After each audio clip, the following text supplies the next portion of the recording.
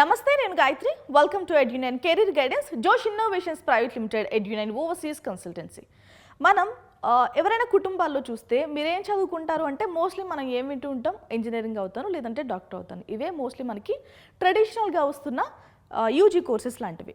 కానీ రీసెంట్ డేస్లో అయితే మాత్రం ఇంజనీరింగ్ అంటే చాలామంది భయపడుతున్నారు. దానికి రీజన్స్ చాలా అయి ఉండొచ్చు, కానీ మీరేమనుకుంటున్నారు కామెంట్ చేయండి. దానికి సంబంధించి విషయం మాట్లాడుకుంటూనే అసలు తెలంగాణ వెబ్సైట్లో ఎంతమంది అప్లికేషన్ పెట్టారు, గతంతో పోలిస్తే అప్లికేషన్స్ తగ్గినాయా పెరిగినాయా కూడా మాట్లాడుకుందామండి.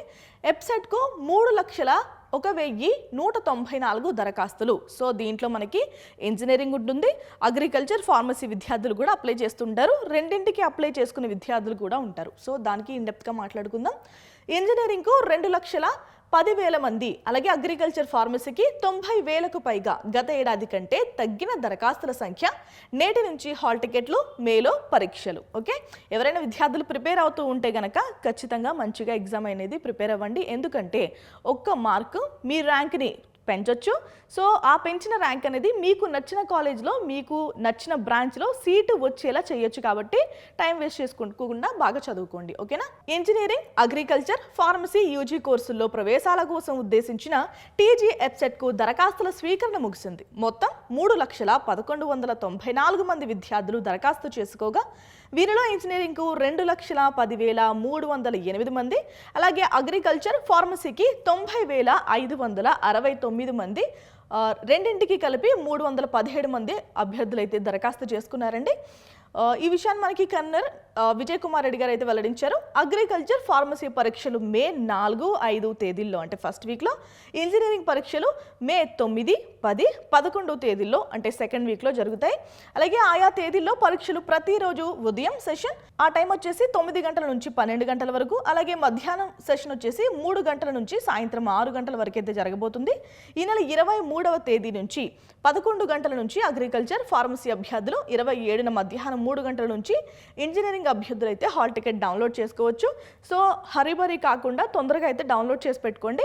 వెబ్సైట్కు దరఖాస్తు చేసిన వారిలో ఓపెన్ కేటగిరీ విద్యార్థులు వచ్చేసి 63,634 మంది ఉన్నారండి. అలాగే బీసీ కేటగిరీ వచ్చేసి 1,40,603 మంది, ఎస్సీ కేటగిరీలో 45,837 మంది ఉంటే, ఎస్టీ కేటగిరీలో వచ్చేసి 27,272 మంది అభ్యర్థులు అయితే అప్లికేషన్స్ అనేవి పెట్టుకున్నారు. ఓకేనా. మొత్తం అభ్యర్థుల్లో అబ్బాయిలు చూస్తే 1,59,704 ఉంటే, అమ్మాయిలు వచ్చేసి 1,41,490 మంది అయితే అప్లికేషన్ పెట్టుకున్నారు. ఇంజనీరింగ్కు అబ్బాయిలు అధికంగా దరఖాస్తు చేయగా, అగ్రికల్చర్, ఫార్మసీకి అమ్మాయిలు ఎక్కువగా దరఖాస్తు చేసుకున్నారు. కంప్యూటర్ ఆధారితంగా పరీక్షలు నిర్వహిస్తున్నందున అభ్యర్థులు పరీక్ష ముగియగానే తమకు ఎన్ని మార్కులు వచ్చాయో స్క్రీన్పై కనిపించేలా ఈసారి వీలు కల్పించారట. గత ఏడాదితో పోల్చితే ఈసారి వెబ్సైట్కు దరఖాస్తులు తగ్గాయి. రాష్ట్ర విభజన తర్వాత 10 ఏళ్ల వరకు ఏపీ అభ్యర్థులు కూడా తెలంగాణ రాష్ట్రంలో వివిధ కాలేజీల్లో ప్రవేశాలు లభించేవి.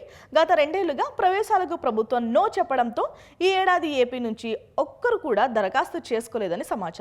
కాగా ఐటీ పరిశ్రమలో నెలకొన్న పరిస్థితుల నేపథ్యంలో 2 ఏళ్లుగా ఇంజనీరింగ్కు దరఖాస్తుల సంఖ్య తగ్గుముఖం పట్టినట్టు తెలుస్తోంది.